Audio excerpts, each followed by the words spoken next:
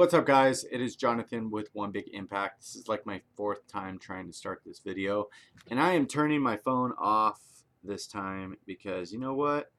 That is annoying that everybody wants to hit me up when I'm doing videos. Elijah says hi. I'm not going to post that right now, but this video is how to run a marathon or tips for running a marathon. And you might be thinking, Jonathan, why do you feel like you're qualified to do that? It's not necessarily that I feel like those glasses look like marathon runner glasses. It's not necessarily that I'm not or am qualified. First of all, I'm a personal trainer. If you're new here, please like, share, comment, subscribe to our channel. Up in the top right-hand corner of my channel, you'll see a link to Facebook. That's our group on Facebook. It's called Healthy Living for a Healthy Life. Go ahead and come by there. So if you find value in this, I am starting my new chapter of my life, and I believe I am pushing to get my own place. And I would appreciate any small, large, incremental donations. If you want to put them in my GoFundMe account, I'll put a link in the description below. It doesn't matter if it's $1, it doesn't matter if it's $5, $100, doesn't matter, okay? I also do offer meal plans for purchase, and I would like to, from now on, right now, until this happens, I actually just put an apartment application in. It was $38. I'm kind of freaked out, to be honest, and I probably need to figure out how to come up with the money if something were to happen in the very near future. So I'm trying to live through that, you guys, and I feel like it's time to open a new door. So if you want to contribute to that, the link is in the description below. Why do I feel like I have the information on how to run a marathon? Because as of yesterday, I ran my first marathon. And I'm not saying like I'm some kind of elite marathon runner. By no means. It took me 5 hours and 3 minutes. But I finished. And I did not stop running until mile 24, and my legs pretty much seized up on me. I did not anticipate that, actually. And they definitely did not want to bend anymore. My calves locked up. They didn't lock up so bad until the race was actually over. Once I actually crossed the finish line, I buckled in pain and almost did a face dive a couple times and ended up on the ground. And my legs and calves would not unlock. So it was actually pretty painful, but also pretty awesome. So I have done it. I definitely want to put up some better numbers next time, but I have some things that I think are going to be super beneficial for anybody that's going to be going through the marathon process. If you don't know this, statistically, 0.5% of the world's population will ever run a marathon in their entire lives. So that's a pretty freaking awesome achievement if you do so. I will say my marathon puts me at 11. It was like 11:14 a mile or something, which is not horrible. The first 10 miles I was in the 9s, and then started falling apart, went in the 10s for a few miles, and then went up to the 11s. Mile 24 was the worst because my legs locked up and I had to stop and hold on to a garbage can because I was falling over, and wait for my legs to stop causing problems. And as soon as they did, that was mile 24. That was a 14-minute mile. It was horrible because there was a lot of walking involved and I really couldn't get going. But then my last mile, the 26.2 mile part, for 25.2 to 26.2, I got a 10-minute mile and I was freaking booking it at the last little quarter mile. I was bailing. I hope there's pictures of that because out of nowhere I just wanted to finish strong. I felt like it was not necessary to finish weak, and I have practiced that quite a bit. I will say my longest run ever, and I'm not trying to gloat, I'm just trying to give you the information that my experience of a marathon, but also tips on how to and things that you should do. The other thing that I noticed that I've lost my train of thought.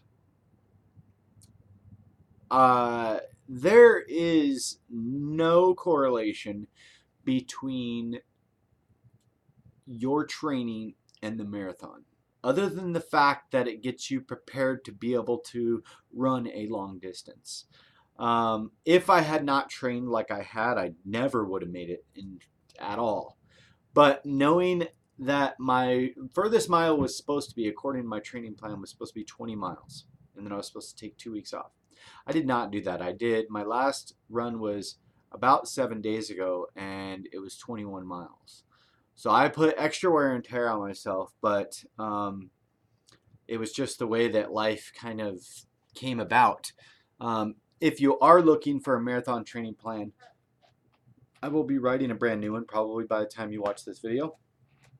I do have 5K training plan, 10K training plan done, and I'm getting ready to do a half marathon and full marathon training plan, because now that I've been through the process, I kind of know what it's going to take to be able to achieve it. I've read enough plans, I've followed enough plans. I've literally followed tons of plans. I've been running for, I don't know how long it's been. I want to say not a year, maybe 8 months straight. It's been a while, and I'm yawning thinking about it. But so I'm kind of well versed in it, and you learn a lot, and that's exactly why I'm doing this, because if I feel like I need to be able to train people to go through this process, I need to do it myself, because if you have not struggled with it, you don't understand. You know, there may be somebody that's super freaking book smart, and they're telling you a bunch of stuff on here, on YouTube or whatever, but if they haven't actually done it, and their legs haven't locked up and fell in public, like, you don't know. Like, you just don't know. And I didn't know until yesterday, because I would have assumed last week I had a 21-mile race. I was perfectly fine. I was kind of sore, but remember, I was running that in the 11.5-minute range. This time, my first 10 miles were in the 9s. So I probably took off a little too ambitious. I was trying to go with the 4:15 crowd. It definitely fell off. I probably could have finished better if I would have paced myself at maybe 4:30 or something like that. But realistically, I think if you're going into this, the first thing that I want to talk about is that you should probably just aim to finish. Don't worry necessarily about what time or anything like that. You got to get through this process, because at mile 24, I had not anticipated, first of all, the rolling hills that they randomly sprung upon us. I did not know that was going to be a thing. Like, that was really, really hard. And that's why my legs, I think, started seizing up, because I was the only person in a crowd of probably like 200 people that was still trying to run up, and everybody else was walking at this point. And I was trying to keep going and keep going and keep going. But that was really unexpected. So aim to finish. Maybe you're an elite runner. 21 miles I did last week is not even close to the 26.2 that I did this week. And trust me, like, it's completely different on race day. Like, your body is going through some wacky freaking stuff. I was thrown for a loop. I was thrown for a loop, meaning like I was emotional. I was thinking about my son. A lot of different things were going on and going through my head and stuff. And it was really, really a lot more difficult than I had anticipated towards the end, the last couple miles. So that was pretty tough. It was just as tough as when I did the half marathon a few months ago. And people, I had people along the way, and they're like, don't go straight for the marathon. You're not ready for it. You know what? I felt like I was ready to do it. I was doing the progression: 5Ks, 10Ks, half, full. You know what I mean? Like, don't lose the momentum. Just keep going. Go back and get better numbers. Go back and get better numbers. Push forward. You know what I mean? Like, I feel that that's what I needed to do. I have not decided yet exactly what I'm doing next. And I'll be completely honest, like, I had started entertaining the ideas of like triathlon and stuff like that. But it's so funny, because like the second you get done with the marathon, as you're like on those last little legs of it, you're like, what the hell was I thinking? What is this? Like, this is just nuts. So that being said, I do want to do another one. And I will be doing 2 more this year, and I'm focused on getting better numbers, my first focus is probably just to get in the 4 mile range or 4 hour range. I feel better about that. My numbers in accordance with others as far as like the rock and roll runs and stuff like that, compared to other people that were racing, were not that, they were definitely not as great as I wanted. The race results came back in a little bit better today. I beat out, in my age range, I beat out like another, it was like 700 people.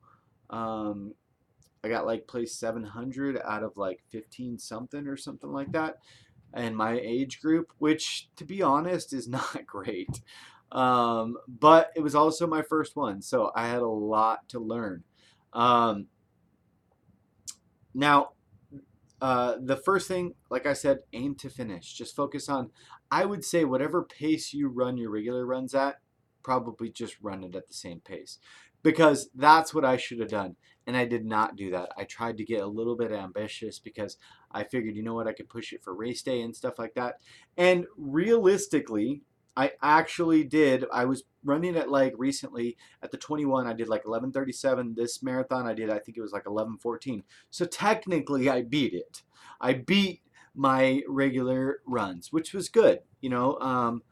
Aside from the fact that I had some serious complications at mile 24, and it wasn't like the wall that they say. I don't know. Maybe it was the wall. I think, I don't know. My quads, I started getting weird, crazy, like scary cramps in my stomach, and I was like, is something going wrong? You know what I mean? Like, I did not anticipate, and this was 3 miles further than I had ever ran. I did start struggling significantly, upwards of like 20 miles, and I was definitely like, how long is this just going to take? It just kept dragging and dragging and dragging and dragging. By the way, thank you, Stephanie Reese, because she stayed after her half marathon. Good job, by the way, Stephanie. Good job, Paige. Good job, Eliana. Good job, everybody that's been doing races and really just crushing it out as far as my clients are concerned, because they came out and supported me. It was so beautiful. Look at this. Oh my gosh, I got to get up slow. Hold on. They brought me these. Paige and Ileana made these, and it was really sweet, and held them at the finish line. And where are we going here? I cannot figure this out. What am I doing? This is really hard to look at the page. And made these for me and screaming my name at the end. It was so sweet. Really made everything so amazing. And I'm so honored to have people in my life like that, especially clients that, they weren't required to be there. And that was just a really beautiful thing. Stephanie stayed for like freaking 4 hours to give me a ride to the next one, and was super compassionate and stayed with me. And I'm really, really, really, really thankful for all that. So if you have a support system, that's awesome. I really didn't understand the support system that I have, and I could not be more grateful for that. So thank you. Next thing is very tied in with the first one that I was just covering, and kind of means the same deal. By the way, my body is doing some crazy things today. Pace yourself. Don't try to go all out. If you don't normally run 9-minute miles for 10 miles, probably not a good idea. And honestly, I did not know what speed in which I was running. I wasn't watching my pace. I was just focusing on don't fall back from this 4:15 crowd. And I started falling back hard. There was a couple hills and they just lost me. It was too rough.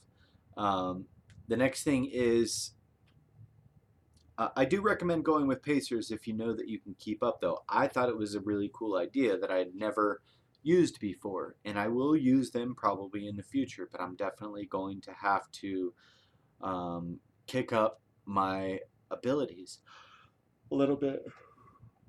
Now, this next one is kind of strange, okay? You take it with whichever way you want to do. I did a pre-run at 18 miles, 17 or 18 miles when I was maybe a month ago. I don't know how long ago it was. At the actual course, I went out there and I ran a pretty substantial portion of it. Actually, now that I think of it, it was only like 9 miles out, 9 miles back. So I really only ran 9 miles of the course. I just thought about that. That's why I had not seen so much of it.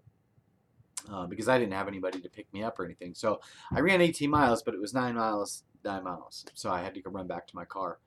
But that being said, I don't know if it was not. Was it 18 miles? I don't know how many miles it was. I actually don't remember. Anyway, regardless, check out the course. You could drive the course. You could rollerblade the course, bike the course. You could do whatever. Take a bus through the course. Maybe get an idea of what it is. And the only reason I say that is um, because if there's hills, you should probably be training with hills. I've not trained with much hills lately. I used to, and I have not lately. So I think the hills kind of kicked my butt, and being a little bit higher weight and stuff like that definitely caused some issues, I think, as far as like my quads were just toast. Um, but also, maybe you don't want to check out the course.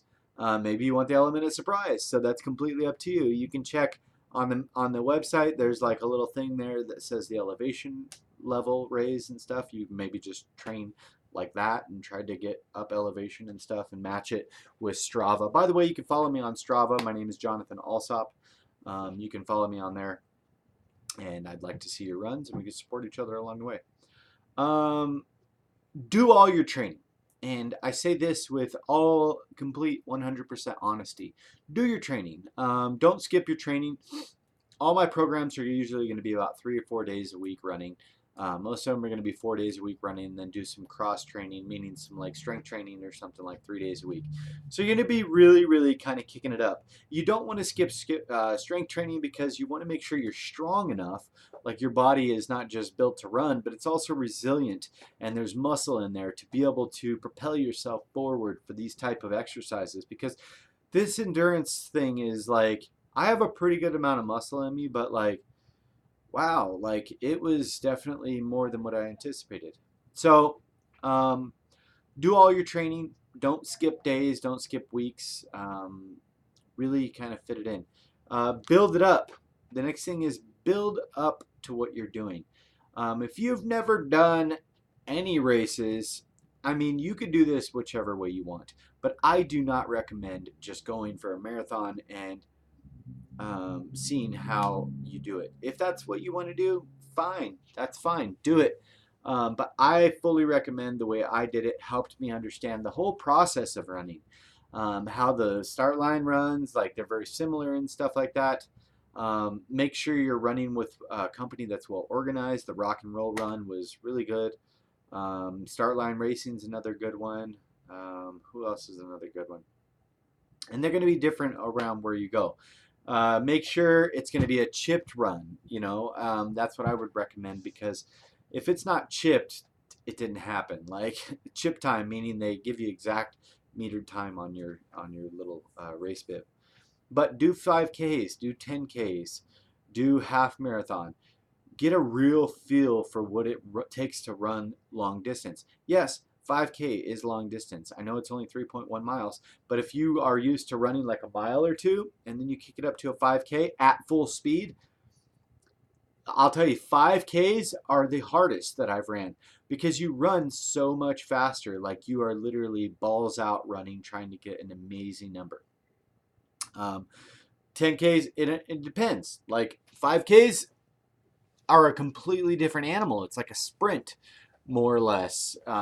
You can keep up a higher rate of speed for 3 miles. You can't keep that speed for 26.2. And if you can, even if you were an elite runner, you would be way faster at a 5K than you probably would at a marathon, because it's that quick. You can literally give it every single piece of you, everything. So the next thing is race day. Change nothing, okay? And that goes both ways. If you run with a pack on, you run with a special shirt, you run with a water bottle in your hand, you run with this, you run with that, glasses, but earbuds, whatever. Don't change anything. Do the same. Don't buy new shoes before you run. By the way, clip your toenails or you'll lose your toenails. Run the exact same way. Guys, bandage up your nipples. As you can see, you can use a really strong medical tape. That's what I used, but apparently it came off. Don't wear cotton shirts. Wear something that's breathable, and you should train with something that's breathable, because if it gets soaked in sweat, it's a lot of weight, and this weight will jump up and down and rub your nipples off, like clean freaking off. If you can see, if you look at my right from yesterday, right there, that is blood all over my bib, and it's because the medical tape came off, and it pretty much took off my nipple. Like, I don't know what it is about nipple, but that's a funny word, isn't it? Nipple. Okay, calm down. Shut.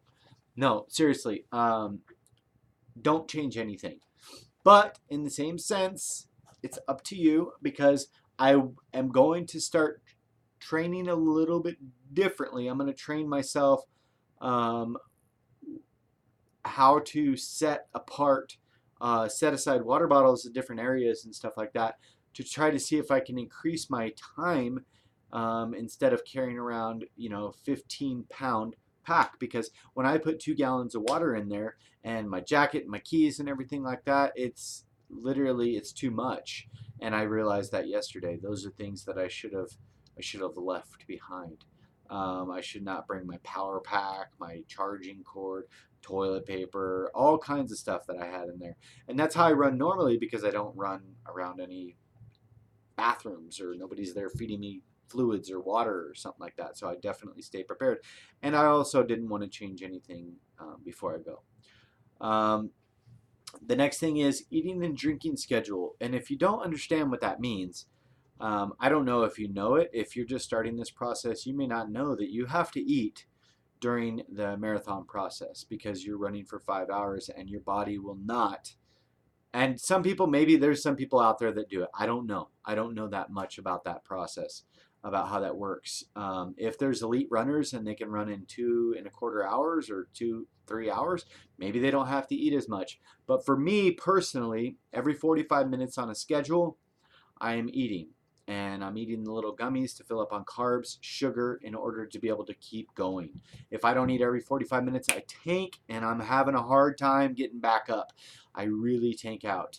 I've heard salt tabs are really good for cramps and stuff like that. One of my clients is a marathon runner and multiple Ironman runner, so she kind of gave me that tip. In addition to that, water, fluids. How much do you need? How much do you need to where you're not stopping and having to go to the bathroom all the time? My biggest thing is, I don't want to eat or drink so much where I have to pee or go to the bathroom and stop, because it's going to kill my time. So I eat just enough to fuel me, but not so much where I'm going to have to use the restroom. I will say, at the very end, somebody was handing out food, and it was bananas, and I was like, you know what, maybe this will help with the cramps, and I was still running and stuff, and it sent my digestive tract through a loop. It was absolutely the wrong thing to be able to eat. It made me feel like I had to go to the bath, like go to number 2 really bad, and it was just a bad idea. My body was not ready to process regular food, because your digestive system really shuts down while you're running, because it needs all the blood and oxygen in different parts of your body, like your lungs and your legs. So it kind of pulls all the blood and everything out of those areas. After running, okay, I want to talk about a little bit about after running. I know this is a really long video, but hey, you're running a marathon, and we're at 23 minutes. Your marathon's 26 miles. So let's go to 26.2 minutes. How about that? That's a good idea. So we got 2.2 minutes. By the way, good luck, and I want to hear your results. I'd love to hear about your runs.